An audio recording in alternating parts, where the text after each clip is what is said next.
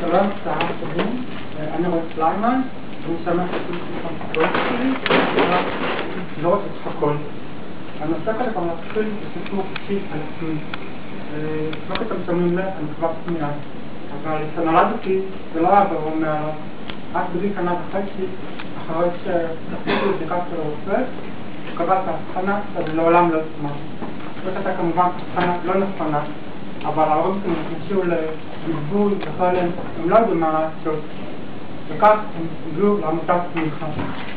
ובעמותה קיבלתי את כל העזרה, קיבלתי את המידע הזכר לדבר ולשמוע, קיבלתי מכשירי שמיעה. בעצם זה מה שהוביל אותי לפרויקט היום. הרצון שלי לעזור להורים באמצעות העמותה ולהביא להם את הידע והכלים לטפל בילד שיוכל כל השמח. בתחילת הפרויקט בעצם כבר היה ברור לי הקונספט שלי, שהקונספט שלי זה לא רוצה את הכל, זה בעצם פעולה דו עצמאית, לתת להורות כל המידע על השמיעה וגם לתת את התמיכה בעזרה וטיפול בילד. בתחילת הפרויקט התחלתי לחפש את המצב הקיים, בתחומים של עמותות כאלה ואחרות. וגיליתי שהמצב לא כל כך מעודד, כי רוב הפרסומים הם ציבור מסר עצוב של רחמים, שהתמונות היו השוויוניות לא הייתה כל כך מפחידה, ובעצם הייתה הרגשה של צריך לרחם על הילד.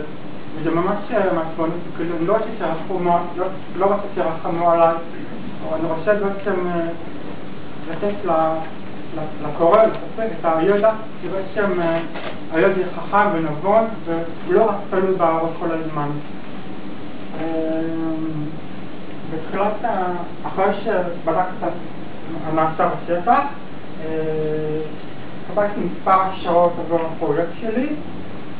אחת מהן זה התמונה בשחור לבן, שבעצם ראיתי שימוש חזק יותר עם האותיות האדומות. זה נתן לי ההנשה חזקה שזה יכול לעזור לפרויקט שלי, וגם זה ממש מעוניין נכון שימוש בשחור לבן. עוד דבר שראיתי, שימוש של כותרות ברורות, למשל כמו חברת פלאפון, שכל הפרסומות שלה הן שוויוניות מאוד ברורה ואחידה, כותרות של מסרים פשוטים, שעד אפילו נכון שגם לפרויקט שלי חשוב להביא את המסרים בצורה ברורה וברורה. בתחילת הפרויקט התחלתי לעשות תפיסות, התחלתי לעיין שפתיים, בעצם כבר היה להכשרה מקודם של הפה, בעצם הרעיון שעמד מאחורי זה והמחשבה שהשפתיים הוא כלי תקשורת חשוב בין ההורה והילד, שבעצם הילד קורא את השפתיים, הוא קורא את הפלילים, זה התקשורת העיקרית ביניהם. אבל לכיוון הזה עולם מספיק חכם, ולא כדאי מספיק אנושיות, על החשב המעקיף של העיניים. ולכן הכיוון הזה ירד לפרק. הכיוון שניסיתי הוא שימוש תמונות של תלוצה של ארבע כנפיים, כאשר כל כנף בעצם יקבל את כיוון אחר. הבעיה בכיוון הזה שהוא היה מורכב מדי, הוא היה גדול מדי, ולכן התחלתי לגבי מבנה של שימוש בתמונות בשחור לבן, ובעצם השימוש בשחור לבן נתן תחושה של מחייה ויותר קטע לכל הפרויקט. כמו כאן הצלחתי עוד סרט שלעבוד כסף נעימה. בעצם כשבחרתי את הצבעוניות, בחרתי מספר צבעים, ביניהם כתום, תכלת, סגול. הכתום והתכלת הם היו חיוורים לעומת השחור ולא תבוא הפלמה מספיק טובה. בסופו של דבר בחרתי בצבע הסגול. הצבע הסגול הוא מעבר לכך שהוא מקלים יותר טוב לשחור, הוא גם המשטרים שלו יותר נכונים, יש לו משטרים של חסיות, עזרה לזולה, וזה משטרים שרציתי להביא בפרויקט שלי. אחרי עוד דבר חשוב לגבי הצבעוניות, שגם השימוש בפני צבעים הוא חשך פשט בהפצה, וככה העמותה צריכה לעשות לעצמה או להפציץ יותר חובות או מספר חובות בתחום נמוך יותר. אחרי שגיבשתי את המבנה והצבעוניות, התחלתי לעשות את החוברת, כמו שאתם רואים בחוברת, יש הרבה שימוש בתמונות, בתוספות, נמצא לכם.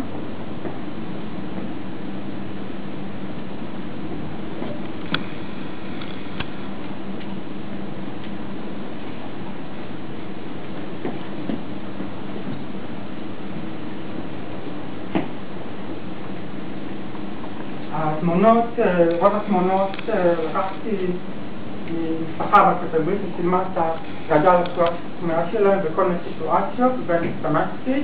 למשל, אפשר לראות בדוגמה של התמונה הזאת, בפרצופים, תומכת בטקסט, כתוב, הבינו עבר פנים, כתוב פרצופים מסתכלים.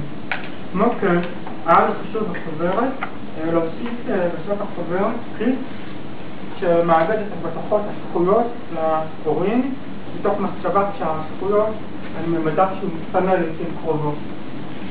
וגם יש הרבה טלפונים ופרטים ויש אפשר להוסיף בנפרד מהחוברת.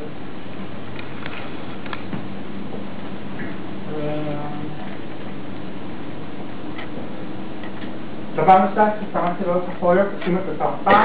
שימוש בתרפ"א הוא שם על חופשיות להסתנות מתעמדת, וזה דברים שגם ההורה בעצמו צריך לעבור במהלך הטיפול בילד.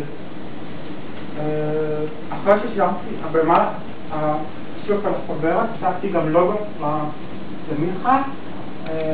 כמו שאתם רואים גם למיכה תל אביב, חלפה יש לוגו משלהם, אבל למיכה ירושלים לא היה לוגו משלו. לכן החלטתי ללכת באותו כיוון, כאשר בעצם הכיוון של הלוגו בא מהצורה של ספירלה. הספירלה היא סוג של מבנה שבעצם מתכנס לתוך עצמו, גם סוג של מבנה שסובל צמיחה. ובעצם גם הילדים האלה שומעים, מתחילים מנקודת דממה, מכונסים לתוך עצמם, ולאט לאט הם פורשים החוצה לעולם השומר. כך הגעתי בסופו של דבר ללוגו הסופי, אם אתם רואים את הלכתכם. אחרי שסיימתי לשים את החוברת, החלטתי להוסיף עוד אלמנט קשר יותר טוב בין ההורה והילד, והחלטתי להוסיף משחק. בעצם המשחק הזה, יש בו לוח בשחור לבן, קלפים צבעוניים, והילד רק ברגע שהוא שומע צליל, הוא מתאים בין התמונה הצבעוני שורה לתמונה בשחור לבן, עד שהלוח כולו מלא, אחרי ששומע את כל הצלילים.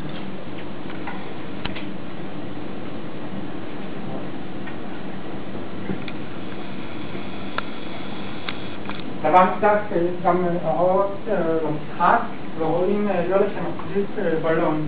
הוא מרגיש את הצלילים, כדי שאתם מחזיקים את הבלון, מרגישים את הוויברציות.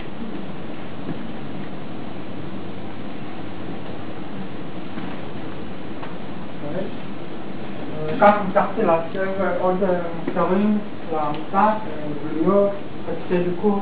גם מה שקיבלתם, המערה, המגנט, זה בעצם סוג שאפשר להסתכל על שפתיים ולהתאמן בקריאת שפתיים בדיבור. זהו, אני רוצה להגיד שאני מאוד שמח שנמצא כאן היום. אני מאוד מקווה שהפרויקט שלי אכן יעזור להורים ולעמותה. אני למדתי המון מהפרויקט, החל מהציור בגרפי ועד לתהליך ההפקה שהיה גם ככה הרבה. אני רוצה להגיד שגם אני מרגיש שאני סוגר מהגל, כמו שקיבלתי עזרה ממיכה, היום אני מחזיר עזרה בחזרה למיכה ואומר תודה, וגם כמובן תודה רבה לכל מי שעזר לי, לשבט המתחילים, לדרור ויעל, לדורון, אורלי, אורה, תודה רבה לכולם, תודה שהייתם שלנו.